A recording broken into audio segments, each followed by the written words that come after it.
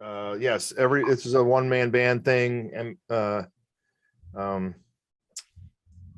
it's let's see, a planned story that appeals to the emotional side of the viewer. Features that score highly show imagination and creativity, must be shot and edited within 48 consecutive hours. This feature category involves a little more pre-planning, but must fit into the 48-hour window. Can be a light or serious feature. Okay. So this is, again, solo video. You keep skipping the F word in those descriptions. I am. I'm just because I won't say it. Because I'm mad that I didn't. I know. I love you. I did not write I'm that. right there with you. I'm right there with you. I'm pretty sure it used to say shot. So I don't know why they didn't like shot. Maybe, I don't know. Maybe recorded, captured. Maybe shot delineates like a still photograph, and they wanted to make sure that it was.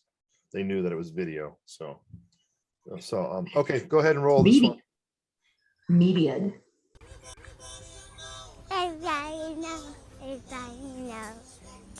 A ball of energy with the biggest of smiles. Her happiness is contagious from the moment you meet her.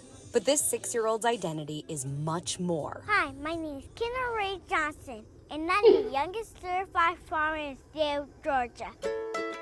Her story starts with a lesson from her great-grandmother. My great-grandmother, Kate, teach me this when I was 3 years old. To take a collard green stem and replant it. And a year later after her passing, that's exactly what her parents did. We put a collard green stem in the dirt. Kendall would go and she would check up on it every day. And the collard green actually started to propagate and reproduce. And that was the most amazing thing that you could have ever done for her. Now, a few years later, Kendall's love has flourished. I grow apple tree, pear tree, okra, carrots, tomatoes, beans, squash, zucchini, and cucumbers. As Georgia's youngest certified farmer, she started a business called Agroculture. Be careful. She's taught me a lot about just not being afraid, you know. Sometimes she gets out here and she's like, Mom, I need help.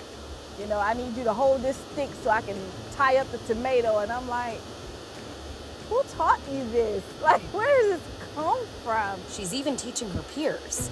These sweet potatoes are super delicious and super sweet, like carrots. They will all have their little shopping carts. They'll go in the garden, and she would teach them about the things that she was growing. And giving presentations in schools. She's in 1st grade.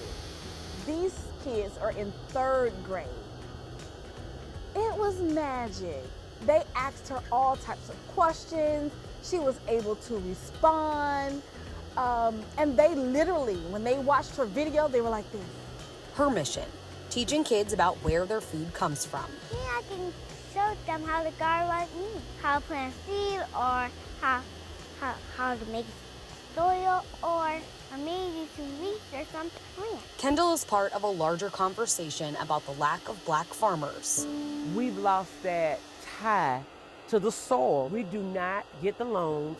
We have the lands, and a lot of the time, the lands that we have are inherited, and they're inherited with debt. Fulton County Commissioner Khadija Abdur Rahman hopes Kendall helps change the narrative. We were raised to toil the land, and so this newfound freshness and energy with her, I'm just excited. According to the 2017 U.S. Census, 13.4% of the country's population is Black or African American. However, Black farmers make up only 1.34% of all farm producers. I know a lot of times we do feel uncomfortable getting into certain situations because we might not see people that look like us in the same field or whatever. William Crumpler II is a farmer within the Young Farmer program at Fulton County Schools. My biggest thing is exposure to the kids because, like I said, I was never really exposed to gardening or planting or just knowing where your food comes from. And if you're eating the carrot, you're actually eating the roots.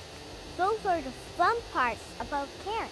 Showing them that you can do many different things, even though there might not be that many Black people or any other race. What started as a lesson beneath the soil has grown into a future of farming. Look at this carrot king pepper.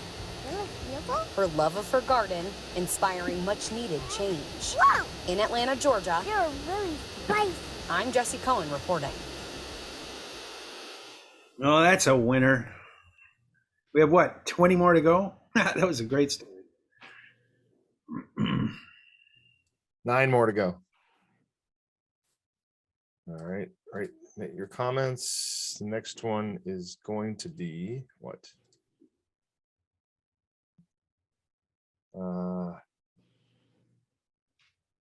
Ballad of Blind Lemon.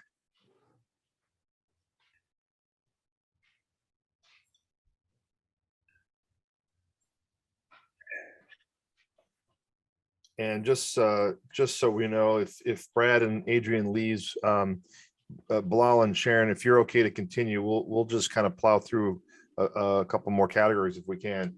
If it's kosher, I'm happy to do it. Okay. All right, we'll discuss that after this. All right, let's go ahead. Blind Lemon. Is Bilal back or is he in the restroom? Oh, There's yeah, a message that says be back. Oh, I'm back. Can Okay. you see me? Yeah. What was- No, I'm not looking. That's why I asked. Thank you. Oh, it's okay. You pee as fast as I do.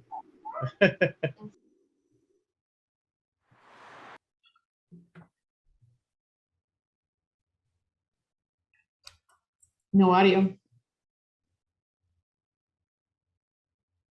Thank you. I always feel demanding when I do that. At the corner of Elm and Good Latimer, old Deep Elm on one side is quickly giving way to the explosion of the new on the other. Cool shot. And where Elm passes under the freeway. Deep Elm has been mythologized beyond recognition.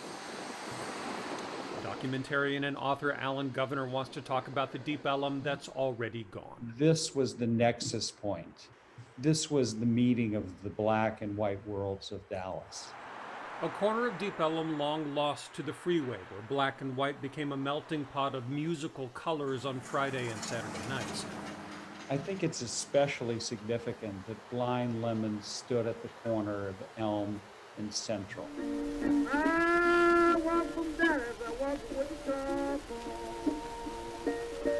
Blind Lemon Jefferson, the first black blues artist to put Dallas and Deep Elm on the map in the early 1900s. Discovered here, made famous with 80 recordings at a studio in Chicago before his untimely death in 1929 at the age of 36.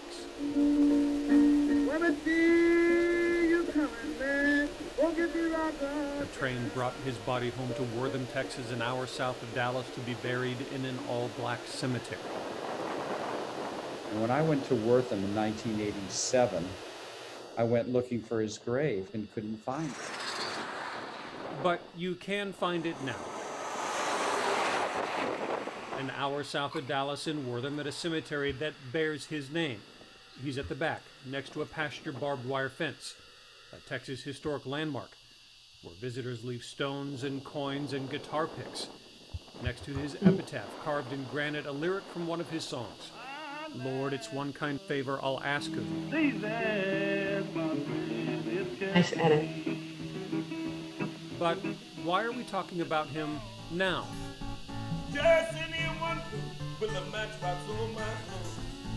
Hakeem Babatunde has played Jefferson on stage before. You hear the blues, spirituals in those rhythms. It is the DNA from which I am. That DNA was in me and was evoked in a strange way. Kind of call and response that takes place today in rap.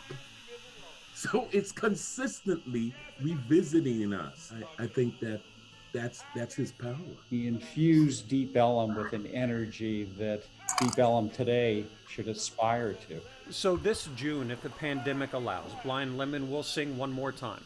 A new play Governor and Babatunde will produce at the Undermain Theater. This time a newcomer, Jeremy Davis, will give him voice. He's from Mejia, Blind Lemon's hometown. Literally baffled that I didn't know anything about being from that area. But I'm glad I know now.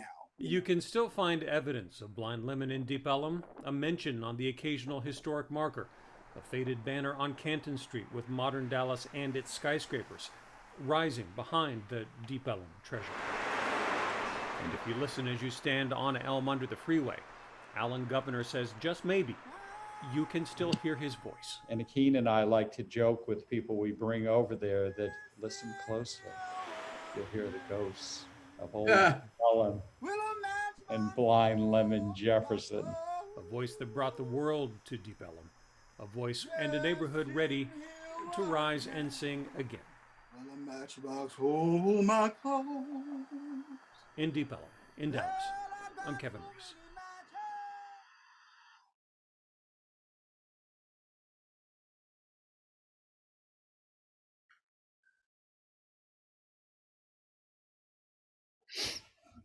Also, hey, can everyone mute while we're watching stuff? I think that's why we're getting some extraneous noise.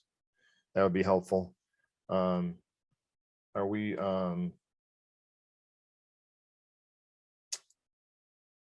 let's see. Are we ready for the next one though? Thumbs up. Okay. The next one is hang on. Where are we? 19th century cans.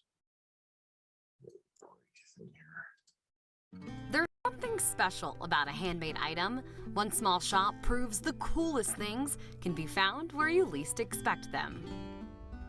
In the middle of the mountains lies the city of gold mines. But gold isn't the only treasure nestled in Victor, Colorado. But it's kind of stuck in a time warp. Victor Trading Company will send you back more than 100 years. Very circa 1900. Guy this morning just walks in the door, he goes, "This is my kind of place." After more than 3 decades running this shop, Karen Morrison says it wasn't always like this. We started with a Christmas shop, but Christmas doesn't sell in Victor. So what does sell? Handmade. Historically correct cans. As far as we know, we're the only ones doing them. A reenactment of the Civil War called for 19th century cans. A lot of the reenactors tell me they're scary good. So good, they got noticed. Disney called up one year. Karen's skills were needed in Hollywood. The first one was The Missing with Tommy Lee Jones. Cans made specifically as movie props. The Lighthouse, and you just put a little bit of flux on the seam. The Missing. Sent from this small town to movie sets across the country. And then they tell us that they need the cans, and they, oh, well, we're going to film a musical about P.T. Barnum, and you're going, really? And it was The Greatest Showman, and that was a really neat movie. These multi-million-dollar productions found the only place that makes these recreations. They don't expect it. They don't expect it here in Victor. We start with squares. And what makes them so special is the attention to detail. When you start looking, people online sometimes have antique labels that have never been used. And they're not cheap, but I need one because I make a color copy, so I preserve the original label. But the labels are so gorgeous that they did such artwork and graphics back then. We have almost 300 different can labels that we make the cans for now. Every bend and indent has a purpose. I'm turning this edge up because we do a hole and cap style, which is pre-1920. Each one made through this careful process. So there is a finished can. It's rewarding that people come in here and they want to buy something that we made. To Karen, this has become her calling. I guess we were meant for this. I think we've kind of helped Victor as well, because people know about us, so they come here. An unexpected outcome from a shop that stumbled on success. No, this is it, one and only. There isn't another store like this. In Victor, Colorado, I'm Jessie Cohen reporting.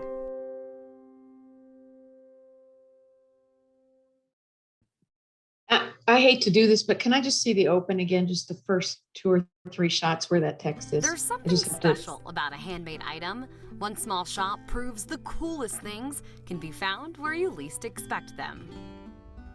In the middle of the mountains lies the...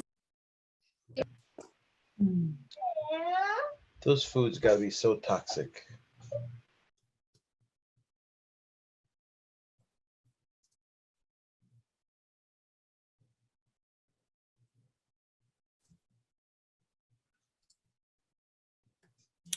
Oh, okay. Meantime, I told everybody to mute and I did not. So the next one is trying to connect. You ready to move on with that? You guys got any comments? Trying to connect. Y'all ready? All right, roll it. I'll usually warm up with beat production. Music has its way to connect us and has a way to communicate a feeling. Fun. I was always looking for new stuff that I thought was cool. And yeah, when I found out I could do it, that was everything. Joe Barksdale knows firsthand music's ability to communicate. I recently found out I'm autistic, like a year ago. So when I found out that people understood what I was saying through my music, that's my medium for communicating with people. But for him, communicating through music is relatively new. I actually started a couple years after I signed with the Chargers. The then San Diego Chargers. Barksdale played in the NFL for 3 teams over 8 years, something most athletes would consider a dream. Football for me was a way to get out the house, was a way to get out of Detroit. I get a scholarship and go somewhere. As I continued to climb, I realized how stupid and hypocritical it was. I love what it's supposed to be. I hate what it is. Can you imagine doing something that made you miserable and it's like the most popular sport in the country? And you retire and try to get away from it, and more people recognize you now that you're retired than before. So now his music and stand-up comedy is his way to communicate his feelings through his style and emotion. If Marvin Gaye, Jimi Hendrix, and Sly Stone were making music together, and if it was produced by Kanye West, it's something like that. I call it electric soul. You know what it is? It's me. I'm not just a football player, I'm not just a dad, I'm a human. I draw my inspiration from pain, because I feel like pain is like the roots on a tree. You don't see them, but that's the most important part of a tree. It's what gets the tree is nourishment, sustenance, it's what helps the tree grow. I make music for the same reason I'm in therapy, for the same reason I'm on medication. I am in great pain. Pain that ain't going nowhere. And once again, I think it comes back to what I'm trying to do, communicate. Trying to communicate with the best tool he has. I've got a lot to say, and I realize that not a lot of people like me are put in a position to say anything. So that's it. In Lakeway, I'm Hank Cavanero.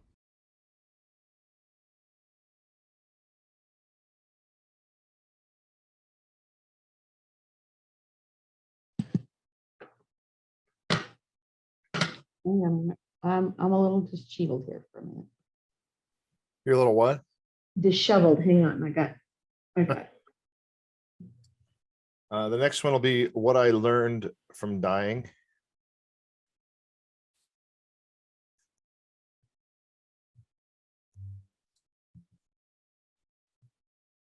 One, 2, 3, 4, 5, 6 more. 1, 2, 3, 4, 5, 6.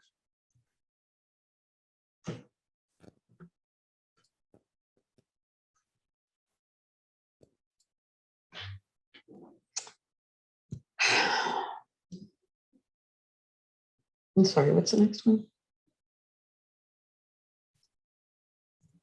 What I learned from dying. Thank you.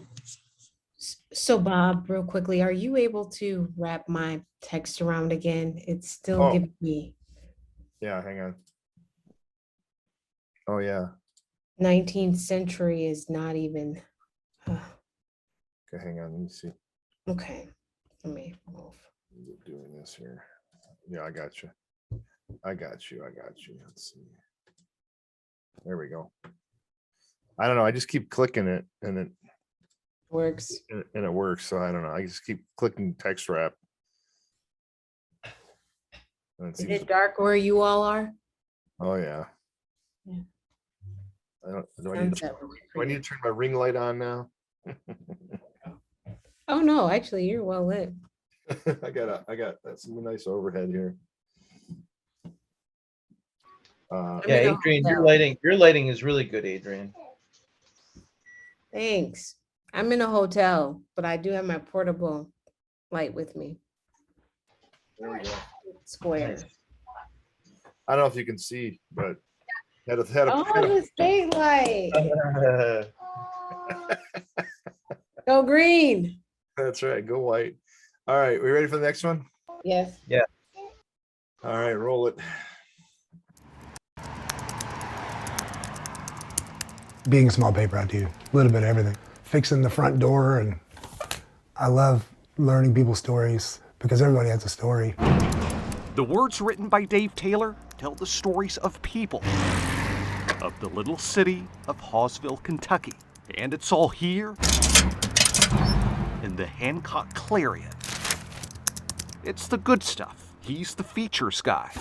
Girlfriend Jamie D. Hunt started this scrapbook to fill with Dave's columns. And then this was your first one without a picture, and I said those don't get enough shares on Facebook, so I'm his manager. Dave never wrote about himself here. It was always about the people of Hawesville. But a day in April changed the columns. I began having trouble swallowing, and that's when they discovered that I had stage 4 esophageal cancer. And it moved to my liver and my stomach. I had one moment of kind of despair near the beginning. It was just the realization that cancer wasn't going away. It wasn't quitting. You know, it was trying to kill me all day, every day. Then Dave thought, as someone who tells stories, who's living this, he could do something to help people. He could start a new column, What I Learned from Dying. The columns include what kind of old man would I have been, how to live intentionally. It is well with my soul. I've had several people come up and tell me that they've had family members who've died of cancer, and they always wondered what they were going through, but they never would say. So it gives them a little perspective on, you know, what their loved ones went through. It was a huge leap of faith for me to buy a scrapbook. I honestly didn't know, will I get to put 2 weeks of columns in here and will the rest remain empty? I just did it, and I love every week cutting out his columns. And this one was you talking about all your weight loss and how you'd weighed 265 and then you weighed 187. But yeah, so this was supposed to be Everyone Needs a Jamie, and he wrote this beautiful column. It was just all about me. And so Dave decided to ask a question to the person who's been here through all of this. I'm pretty convinced I wouldn't be here if not for her. And I would have been gone a long time ago. Since April, Dave's undergone difficult chemo treatments. Neuropathy in his fingers made it harder to type, and he wasn't sure he'd make it through a week in September. But the column continues. The week that he was in the hospital, basically in a coma, I wrote the column for him from my perspective. I felt in that moment Dave was in a burning building of cancer. Maybe I couldn't extract him, but I could sit in the fire with him and he wouldn't be alone. Yeah. I have chosen almost every second of every day since April 27th to love him without fear, and I hope you have surprises as uplifting as Dave has been to me. While I wish that my scrapbook was filled with all the adventures that we get to have, my journey with Dave and our love is different. I love that scrapbook very much. I'm very proud of him. Who's going to want it when I'm gone?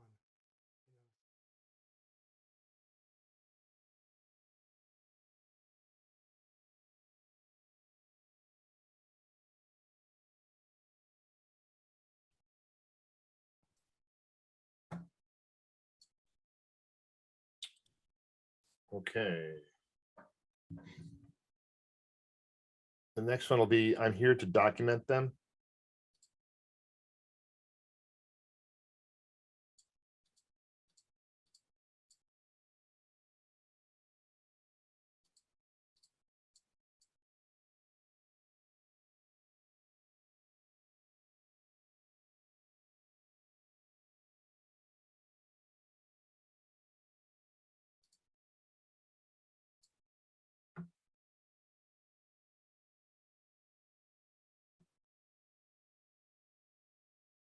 You guys ready? Okay, cool. Roll it. They're a symbol of days gone by. Technology that's gradually fading away. These have never had a dial tone. Photographer Eric Kunzman can't get enough of them. For me, it's just constantly observing them. The payphones, which still dot Rochester neighborhoods. This was not tagged before. Kunzman is documenting the ones that are left. A project that's consumed him the past 4 years. There have been times where I'll pass a frame or the payphone and make a note that I want to go back to in the afternoon or come back in the morning because maybe the light's not good. Kunzman's payphone photos are like a trip down memory lane. Because I typically shoot about 800 rolls a year. But the project is about much more than just nostalgia. For me, it wasn't even about the obsolete technology or what payphones were. It was first looking at them as being social markers. In other words, reflections of a neighborhood's perceived status. These 3 were removed. Stereotypes, which Kunzman is trying to break through his art. For me, it's more about an environmental portrait of the environment the phone's in. So again, the corner store or the pizza corner in Henrietta, well, the payphone's in here, but I want to show more about the environment. I don't want it just to be, oh, look, there's a payphone. The photos never show color or faces. I don't want you looking at it and seeing somebody that's white, Puerto Rican, black, and then assuming that this area is one, higher class, lower class. I didn't pay attention to payphones, right? I didn't even think about them. To provide deeper context, Kunzman called on research colleagues at RIT. Living in 2021, a lot of people maybe forget about payphones. Maps show factors like poverty, overdoses, and crime. Wow. Yeah. Where they're more prevalent, you're more likely to find a phone booth. That's not the full story, right? I want to know more about these neighborhoods. I want to know more about why are these payphones here? Why haven't they been removed? What do they indicate? And there's so many different layers. And so many payphones. 1,455, according to the logbook from Frontier. Kunzman figures only about a third of them actually work. You gotta be kidding me. Oh no. Those numbers. It's actually really sad. Keep going down. We're on Main Street, open door missions down the street, the homeless encampment. These were used constantly. After photographing 900 payphones, Kunzman says he has 600 more to go, capturing the story of each before they disappear. I'm here to document them. In Rochester, Seth Voorhees, Spectrum News.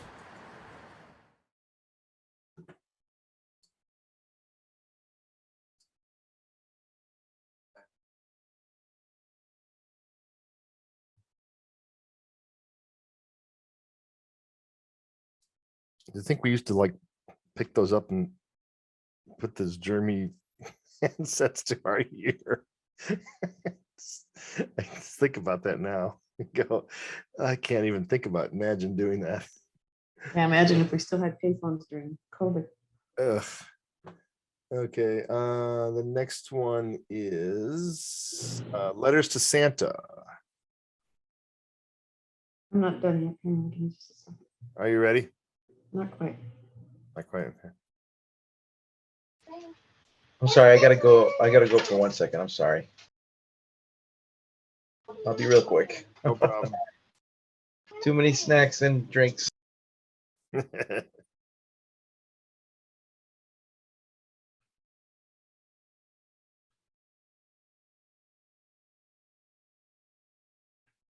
Four more.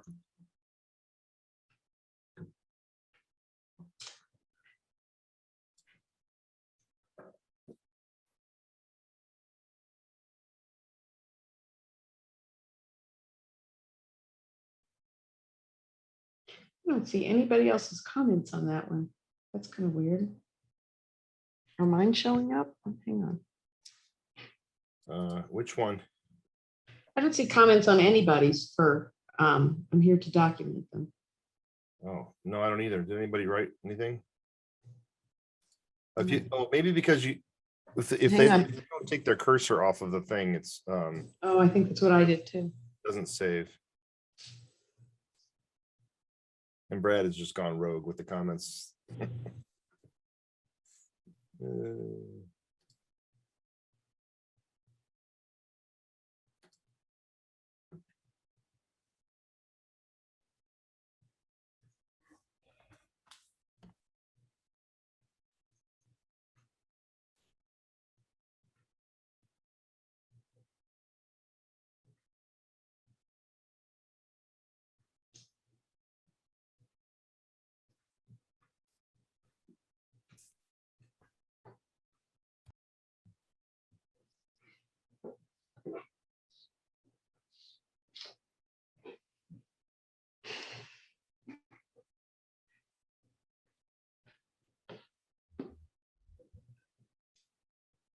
Hey guys, this is the 48-hour SVP feature, right? Yes, sir. Okay. Oh gosh, I haven't been keeping up.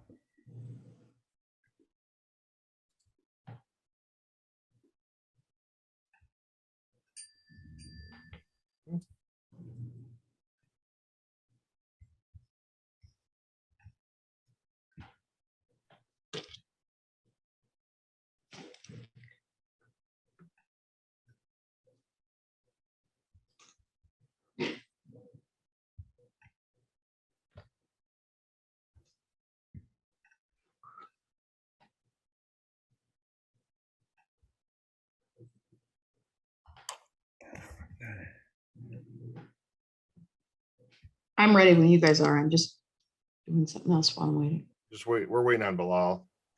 He had to go to the little photographer's room. Oh, he's back. Okay, Santa story, we can roll that. Go ahead.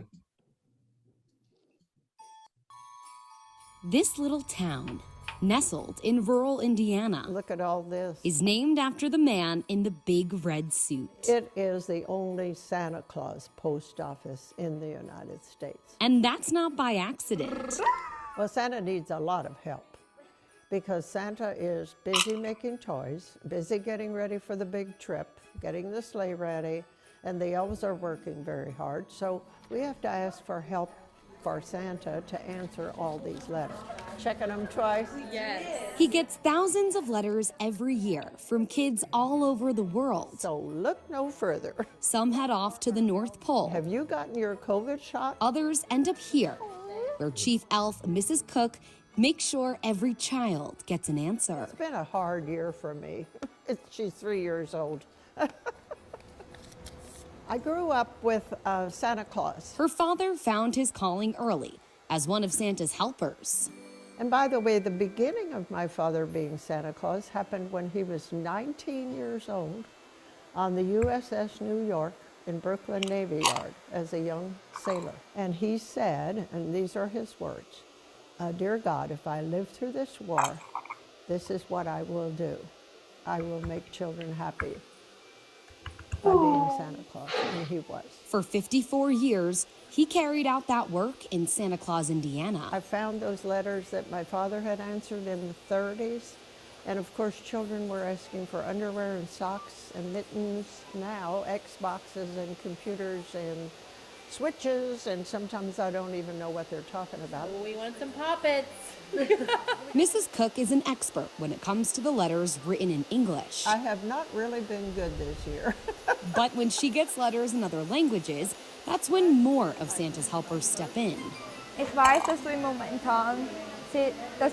sehr viel zu tun hast, aber trotzdem hoffe ich. Anya is from Switzerland, Dies wünsche ich auch dir. reading a letter from a little girl in Germany worried about the pandemic. She hopes that all the people will learn to live with COVID the next year. It's some of the same things kids in America are writing about. One child said, "Please wear gloves when you get my letter out of the envelope." Though they may be thousands of miles away from home, Ich heiße Elias. these foreign exchange helpers are closer to these kids than they realize. Is it from your same town? Yeah. Oh my gosh. But it's so cool, like, to see that it's from all over the world, and like that we have something like similar, like in common. Santa is real. Santa is just so special and so magical and so much beyond what our world is. Aww. I think it's cool that they know Santa Claus here and like ride all the way to the US. Santa Claus is what's wonderful. A caring, loving, giving, selfless human being that makes people happy, that sacrifices on that sleigh by going all over the world to make everybody happy, not picking and choosing, everybody. These letters are far beyond a piece of paper. Okay. They offer magic, spirit, and a reminder that every child, no matter where they are, is being heard and is loved by Santa. You know, I always say we should keep the spirit all year. What a wonderful world it would be. In Santa Claus, Indiana, I love you, Santa. I'm Jessie Cohen reporting.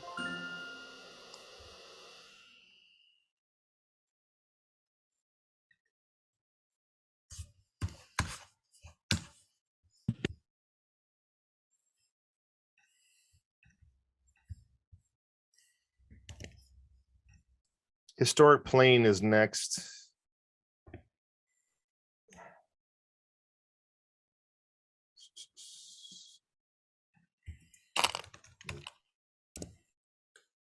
Three more.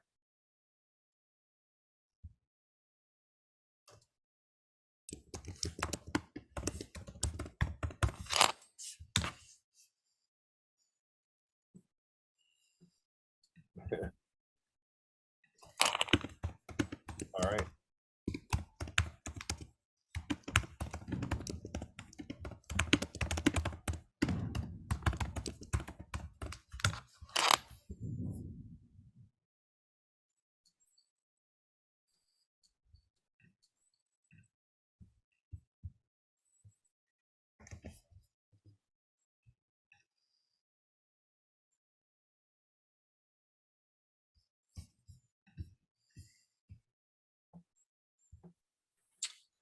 Okay. You guys ready? Yep. All right. Go ahead and mute and we'll continue. Sometimes it takes a second to realize what's around us. It seems simple, but it can also be a piece of history. So that's our brother is a C-47. When you stand in it, you feel the history. This plane lives in San Marcos, Texas, and the commemorative Air Force here keeps it flying. But that's not the only piece of history to be found here. This is 97-year-old Lou Griffith. You don't ride it, you wear it. Lou is a World War II veteran, and as far as he knows, he's coming out to tour this World War II era plane. Tell me about this. This airplane, there's a cargo airplane, but it also is the one that paratrooper jumped out of. This one's mission, leading the paratrooper invasion in Normandy. But Lou is going to get to do more than just look. We're getting ready to fly a pretty historic airplane. He's a pretty historic guy. So we're putting the two together and doing something pretty neat in honor of his 98th birthday and also his service in the United States Air Force. After you. This plane still flies regularly. Yeah, I'm looking for the hostess. But not always with passengers like this. I rode in an awful lot of these seats, even well after the war. They stayed in the inventory, I guess until the 60s, I don't remember, but can you imagine this thing full of paratroopers waiting to hook up at Normandy? A plane that served in the same war as Lou. He turned 18 just 4 days before Pearl Harbor. But this is a sight he'd never seen before. You can't fly over a city at less than 5,000 feet. The airliners and all that are banned from doing it, so you got a lot better view than we'll ordinarily get. You almost count the bricks. Even Lou knows the significance of this plane is thanks to the men who jumped from it in 1944. A lot of them didn't get a round ticket. It's a pretty historic airplane. It's a pretty good treat to get to fly, and it's a pretty big honor to get to fly it, period. Taking that second to realize that sometimes the simpler things. This is a hard airplane to land. That is the true piece of living history. Well, I enjoyed it. I really did. In San Marcos, I'm Hank Cavanero.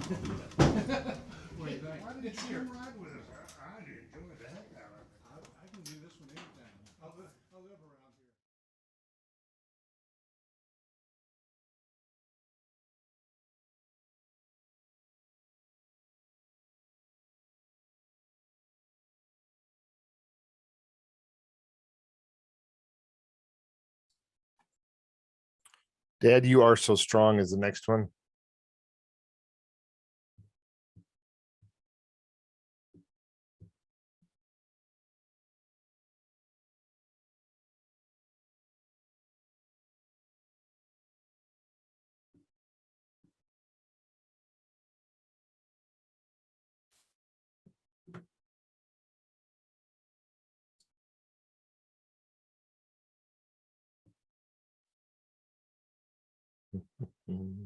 Thumbs up? No, Sharon's writing.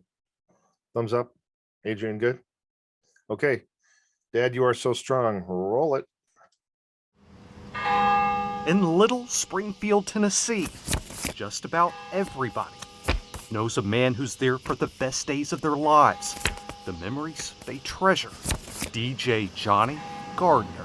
He gets you out there. No one is going to be sitting down.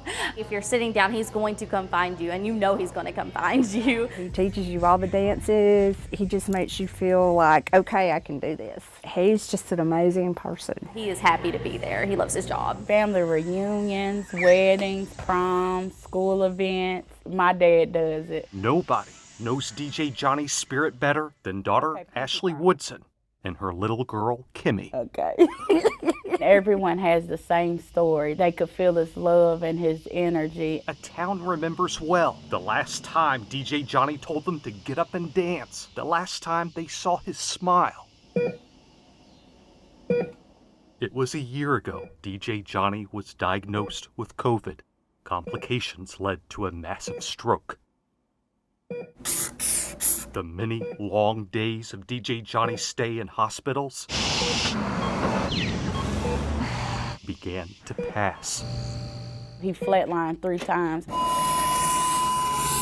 And I just remember just being scared. Oh, are they gonna call us and tell us that my dad is dead? Adding to that pain, 14 members of Ashley's family were diagnosed with COVID. 6 placed in an ICU. Among the diagnosed was Ashley's little girl, Kimmy.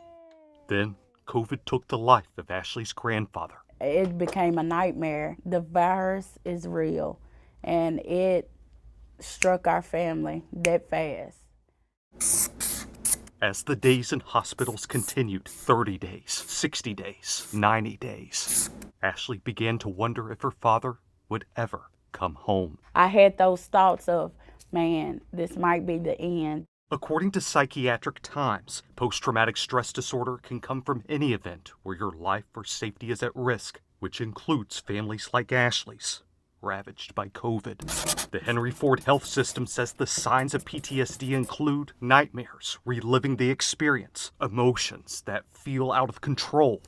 And many families like Ashley's are being given a major reminder of their trauma through the return of mask mandates and effects of the surging Delta variant. We will be dealing with this for the rest of our lives.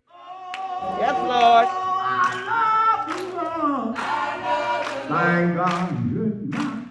DJ Johnny was long the minister of music here at Greater South Baptist. For an entire year, a seat has been open where DJ Johnny should be. But on this Sunday, DJ Johnny is back. Well, I once was lost, but thank God I found. They're saying now that he'll be able to walk again. We're hoping to get him talking again. For a man who is mending and families everywhere dealing with the trauma of the past year. You put one over there. Okay. There are building blocks toward getting better. Love you, man. Encouragement, therapy, community. We love you, Johnny. So we're thinking about you. Our community is behind you and praying for you. A mother says, in showing her little girl symbols of strength, Tiger. What sound does a tiger make? she can't do better than a man who lives to bring joy. To see him rise against all the odds. Amen. I'm like, Dad, you are so strong.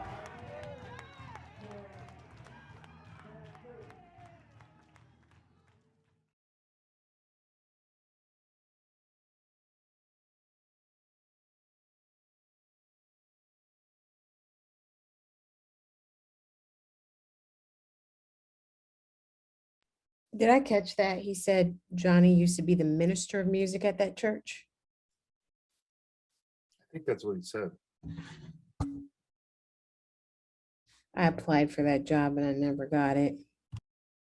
Minister of music Yeah, my dad is the pastor too. at that church? Not that church. Like In my hometown. No. Yeah.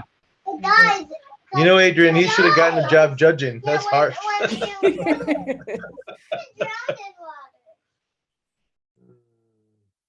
For the record is the last one in this category. Yippee. We're plowing through.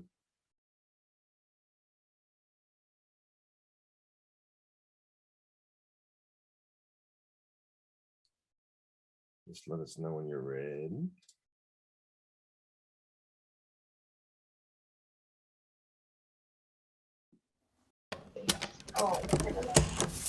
Some artists are out to make great records. And some artists are out to make great records and cause change. But if the train leaves the station, if the train leaves the station, when the train leaves the station, everybody wants to ride. Love it.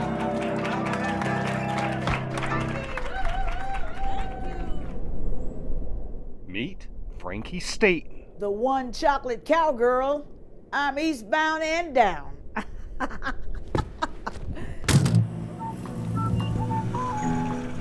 Frankie was always drawn to country music long before the days she was part of the Ralph Emery Show. I thought there were a whole lot of African Americans that liked country music but didn't feel welcome in it because they didn't see a reflection of themselves. So looking to add more faces to the country music scene, Frankie made a move to get black artists country records. In 1997, Frankie became the force behind the Black Country Music Association. I decided to challenge the story, have the first in history Black Country Music Showcase at the Bluebird Cafe. Under the southern sun, where the earth starts to breathe. So you can't fathom black hillbillies? Okay, I'll show you. And they were like, Southern sun. who are these people? Are they black? I'm like, yes. Came to me just before he died. Some people would say, well, I'm glad to see you guys. Where you been? I'm like, trying to get in here. Growing to more than 80 members, showcases now everywhere. Frankie wanted her artists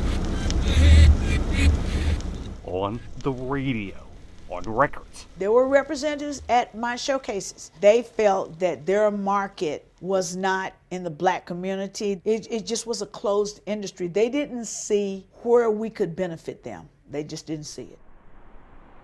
Tell me, where are them movie star heroes? After years of work, the Black Country Music Association ended. We went as far as we could go.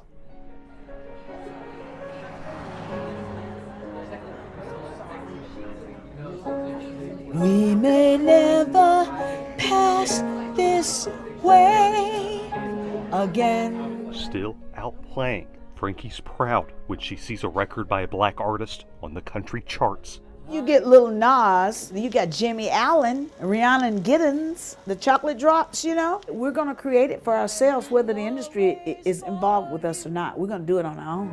I pray you touch the fullness that all this life's made of. Though she wishes some things went differently, Frankie's not done with music. And you could put that on the record.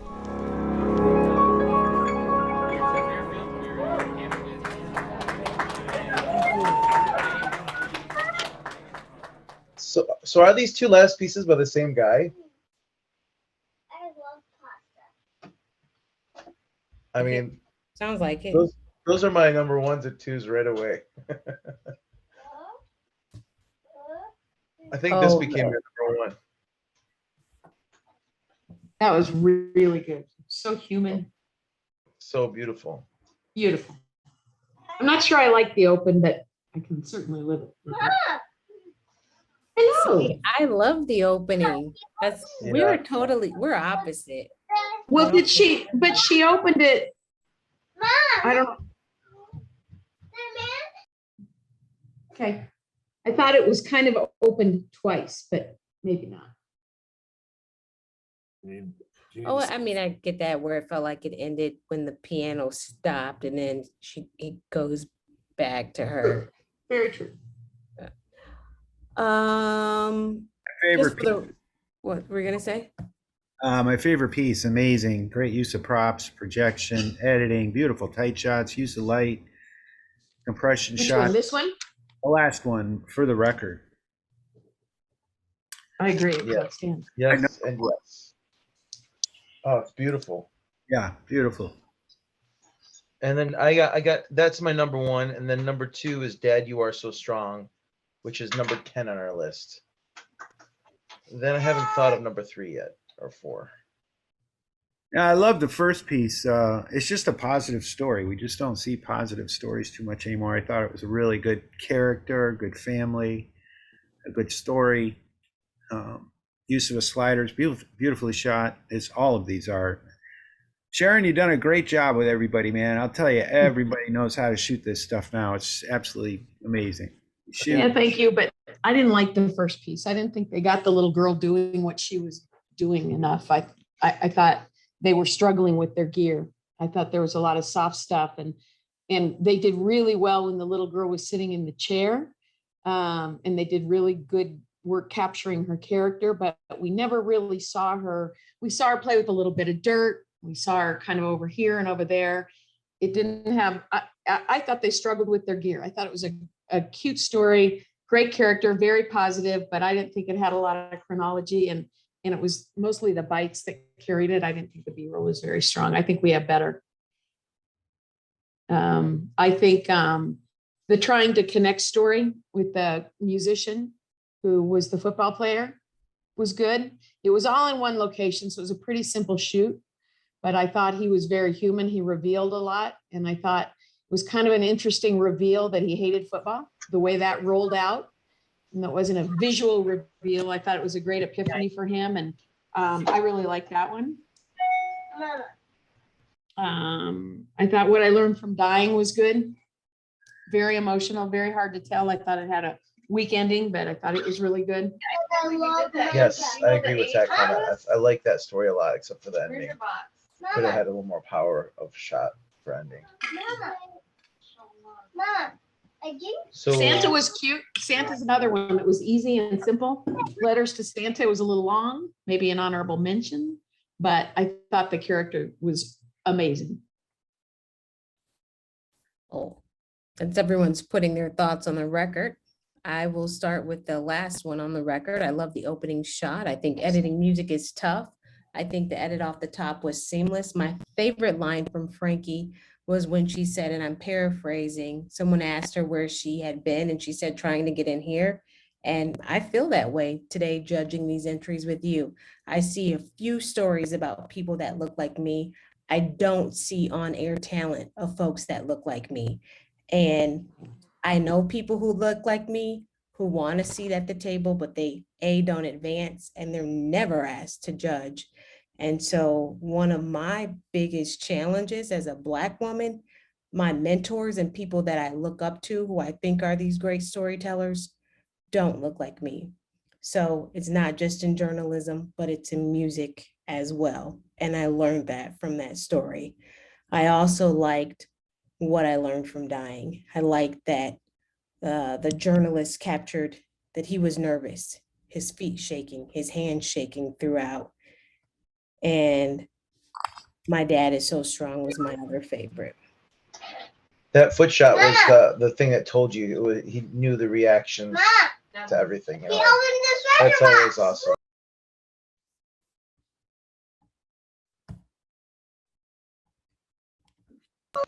So what do you guys think for number one? Last one, For the Record. The record for me. Adrian, did you say your favorite was Dad, You're So Strong, or do you say For the Record was your first one? For the Record was my first one. And second, I like The Dying, and my third was Dad Was So Strong. Dead on. I think you're 100% there. I don't know. I like Dad Was So Strong a lot. I love, I know it's been used a lot, the calendar thing, but when he flatlined on that calendar, I thought that was so clever. And it was really well done. And so was the other piece, but I felt like there was so much creativity poured into that story and through photography and just thinking of how he could tell it with that. And the other piece was more like, the other piece seemed like it was more the guy telling his story than the reporter telling the person's story. Yeah. And I don't know, it's kind of a different strength in different areas. So I don't know what weighs better in this category, but maybe the. I made a note on the Dad, you are so strong, on the way they made the days pass, that passage of time where they shot that intersection in different light. I thought that was pretty impressive. You're right. There were a lot of, one of my notes that I'm glad you called my attention to is there was a lot of non-visual information in there that they made visual. So you're very correct on that. And then he got that shot of him getting up at the end when he was moved in church. I mean, that is powerful. I didn't think he was going to get up because his daughter had me believing he would walk one day, not in Right. the story. Well, and we weren't even sure he was alive for 3/4 of the story. The way they constructed it, we're kind of like, okay, so where is he? What's going down here? I mean, I thought it was very good. I could move that to a 2. Like, I'm not. I do feel it's a number 2 just because of the amount of work that went into that and how delicately he told that story. Dad, you're so strong. Because how delicately he told that story. I mean, that took a lot of work, and I don't think every reporter can tell that story like that. And I do think that number 3 for me would be that newspaper story, whatever it was called. What I Learned from Dying. But obviously, I'm one of many, so whatever you guys think. That Ballad of Blind Lemon, the second one, was pretty good too. Didn't have a lot of humanity in it though. What's with all these like computer shots and phone interviews? I mean, I get it. There was no motivation in it. I don't know if anybody ought to be marked down for it necessarily, but I don't know. It's just like an overused gimmick, I think. I agree with you. I think that's a COVID thing too. I think we've seen it a lot. Yeah. Right. It is very much a COVID thing. Huh? It's trying to bring life to those interviews over the phone and stuff, and then making it okay by using it for some of your B-roll, I think. But Yeah, they're feeling like they're using so much B-roll in COVID that they're trying to find a way to put the B-roll in the correct location or something, I guess. There is a ton of it, Brad. You're 100% right. Nobody liked the autistic guy who was mixing the music, trying to connect. I just liked his bite about roots and pain and him in pain, but the story, it didn't really move me. I thought the journalist buried the best information in the middle. Good point. Good point. I just liked him. So you're right. I fell for him more than the story. sometimes that's all the story. Well, sometimes if you lose the journalist, it's a good story, but not when you're judging. So for the record, we all like is the first one. I think so, yeah. And Dad, You Are So Strong maybe is the second one or third one. Works for me for a second. And then What I've Learned from Dying. Third. Yes.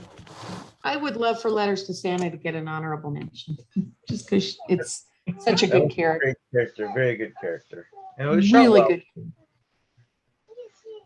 A little long, but It was a little long, yes. but it did move the whole time. It's just that they belabored the same point a lot. But I still thought it was just, and it was, I don't know, colorful and clean, a lot of good tight shots. Mama. That is the cutest little kid, whoever that is. Okay, so Bob, are you there? Yep. Are we voting? First is first is for the record. Dad, You Are So Strong. Third is What I Learned from Dying. And then did you, we have one vote for Letters to Santa. I heard you talk about Trying to Connect, Farmer. The rest of them we haven't really heard about. I could do Letters from Santa for an honorable mention.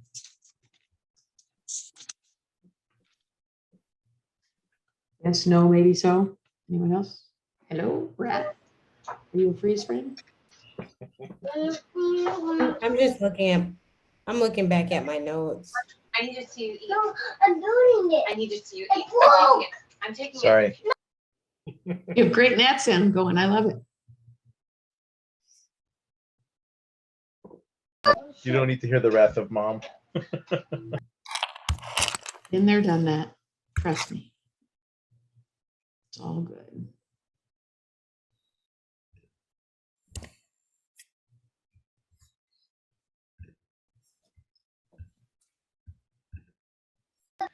So are we sold on Santa then, or what do you guys think?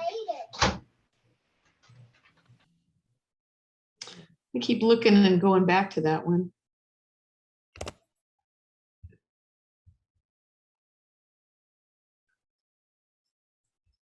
Any thoughts, Brad, Adrian, on that? Oh, you're muted. You are muted, Adrian. No, I put my comments. Are you guys able to see my comments? Yeah, let's see. Oh. In the spreadsheet? Yeah, are they showing up for you? Yeah, they're there. Okay. Because guess what? I don't see them. Oh, yeah, no, we see him. I see you.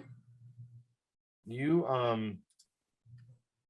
We here. didn't even do anything with 19th century cans. That was beautiful too. That was shot really well. It's kind of an easy one. Yeah, I love that. I love that everything kept moving, like in that piece. She had everything moving. So it might have been a slow piece, except that she had every shot moving subtly, which is a cool trick to make sure that, you know, your piece moves, even if it may be slow. And you know, Adrian, I apologize. That was the one where I watched the open twice. That was the one where I was questioning. I don't know how I feel about text on the open. I don't know how I feel about it. Well, I really liked it. It was always sounding as well. It was just always sound. Everything was each edit and into it and out of it. It really helped it move. It was sort of a jump cut. They don't bother me too much, but I thought it was weird going from a tight shot of her face to a medium tight shot of her face. Maybe it was just a missed edit. No, that was jumpy a little bit for me too. They should bother you if they bother you. It's the ones that don't bother you that are technically jump cuts that go away. To me, if they bother you, they're still jump cuts. Well, I was a jump cut king, so I guess I got the right to.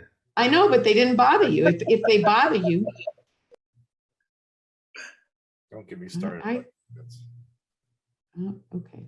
You can't teach students. I'm just saying it could have been a mistake. You know, it gets to the end of the piece and went, oh, I can't believe I didn't put a swoosh pan in there or something. You know, it's okay. They get it. Whatever. It was a great. It was a good piece. I really liked it a lot too. And I seem to recall it had a really good close. She had a really good delivery. He or she, I can't remember. I really liked the voice. And I want to put y'all on notice. Be in the building tomorrow at 10:15, and then go get you something to eat, get you a nap, come back at 7. I believe God's going to respond to our sacrifice supernaturally. So I'm saying a whole bunch of stuff. We're coming into our supernatural season. And so this Tuesday night, I need 500 of y'all to meet me on the altar Tuesday night. What are we listening to? Yeah, this is my driver right here. 500 of y'all to meet me. I'm at home. I need 500 of y'all to meet me on the altar. Where's that coming from? Joseph Warren Walker III is going to be in the building on Tuesday night. Is that you, Brad? Where are we I hearing? think that's my laptop. Hold on. Oh, it's like another Yeah. tab is open. another thing we don't really talk about is delivery and voice. I mean, we talk about writing, but I did make a comment on 19th century about the delivery and voice. Very good. It was 19th century. I think Santa had a good character, and it was decently shot. But I think it's harder to tell a story from cans. And there were some really cool shots in the can shots. Yeah, it really was. Good slider. Yep. Yeah, it didn't look repetitive. It was a single action, but it didn't, I don't know what that kid just said, but it was awfully cute. It didn't look repetitive. even though it was a single action, they used every angle they could think of practically in the cans. That was another one with good delivery, voice, mix of gnats and bites. I like The letters. cans? What's that? Go ahead. I'm sorry I interrupted you. No, just good delivery and voice. Mix of gnats and bites. I just thought the whole thing was good. I'll go with letters to Santa as well.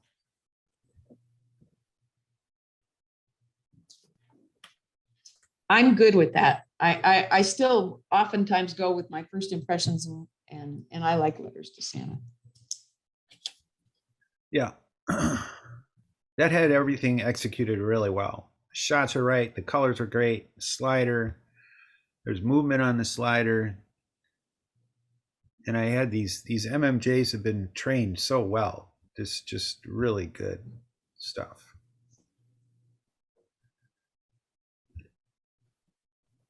So we good? Okay, so Yep, so are we good?